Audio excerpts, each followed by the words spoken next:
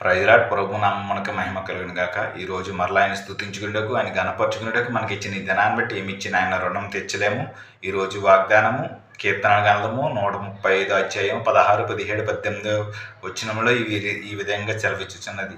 అన్యజనుల విగ్రహములు వెండి బంగారములు, అవి మనుషుల చేతి పనులు.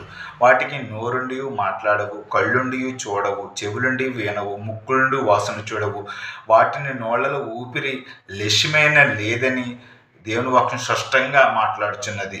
మీరెవరైతే ఉన్నారో వాటిని ఈ గ్రంథము ఒక్కసారి చదివినట్లయితే వాటిని పూజించేవారును వాటిని అనుసరించేవారు కూడా వాటితో సమానులని దేవుని వాక్యం సెలవిస్తున్నది.